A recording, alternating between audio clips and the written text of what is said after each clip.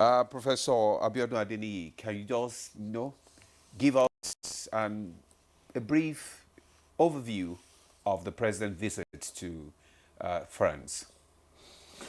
Well, any kind of international visit, visit between states, speaks to bilateral cooperation. And when we have a country like France and Nigeria, obviously France, like we know, if I'm not mistaken, is the third strongest economy in Europe, the seventh in the world, an illustrious country.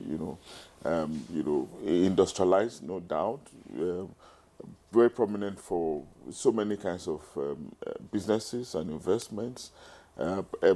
Aviation is there, agriculture, minerals, and education and style. And of course, they have a robust culture. If we have opportunity to partner with them, considering the quest, for investment, for development, of course, should embrace it.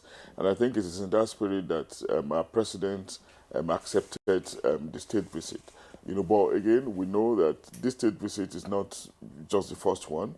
We've had one there was one that the president made to India, and we had it reciprocated, when President Narendra Modi visited us the other day. And of course, we had so many kinds of shuttles like that the president has been doing, consistent with the drive of foreign investment, which is okay, is another, but the other thing we also need to ask is that we should find a way to balance this quest for foreign investment with our own system, with local production and manufacturing, considering how internal arrangement, internal prospecting can be helpful to development.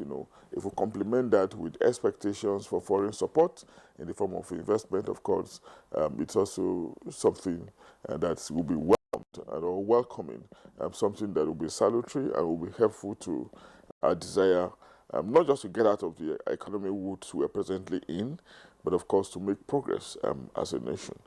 So no ideal underdeveloping or developing country like Nigeria, we shy away from a bilateral relationship in the way that our president is doing.